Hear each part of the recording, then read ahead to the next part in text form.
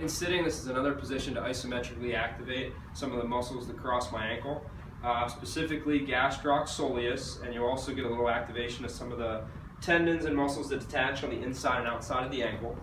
So here, the more that my feet are under the chair, the more of a stretch and the more tension or pressure on some of those attachments. So if my ankle is really sensitive, I'm probably going to be careful that I don't go too far under the chair to start. So I may have someone begin by, if they slide their feet under them, they get right to where they feel like their heels are coming off the ground. And I have them just rest forward on their knees. There's a little bit of a weight on their legs. And I have them just lightly press their big toe into the floor, like they're trying to lift their heel off the ground, but it's not actually lifting off. So this is just an isometric of, tibialis posterior, some of the muscles that flex the toes, as well as that gastroc soleus complex. And then relax.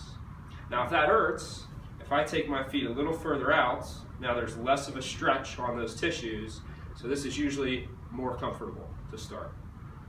I want to make sure I always stay below that threshold of pain.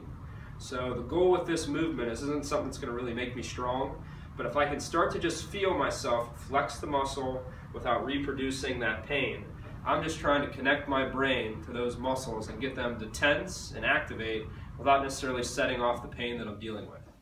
So same thing, light pressure, 5 seconds, and relax. It shouldn't feel like you're doing much of anything. If this does hurt, you either progress to your feet further out or try not to press quite so hard. There should be some threshold that you can stay below that irritation. And then after you've done that, whatever position you're at, similar to what I did sitting on the ground, I like a little lift of the toes. So I'm just very lightly tugging at those tendons where they attach, but I'm not putting a lot of stress on it. And like we said, the further I go underneath the chair, the more I'm putting those areas in a stretch with the pressing of my toes and with this lift of the toes. So the further under I go, it's normal that that'll be harder for me to lift my toes off the ground.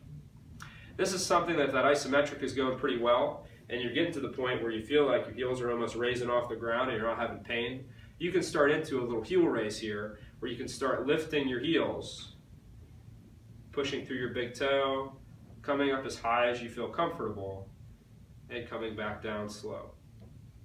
So just to keep some organization to this, going from easiest to hardest, easiest is going to be feet out a little bit beyond my knees, lightly pressing my toes, 10 to 20 times, holding for 5 seconds, and then light rocks.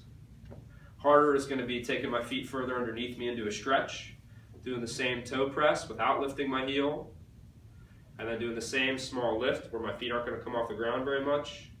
And then third on that list is going to be, once I get here and it feels comfortable, actually doing the raise, pushing through my big toe and not letting myself rock out to the side, up and down, and then doing that same feeling like I'm trying to lift my big toe off the ground.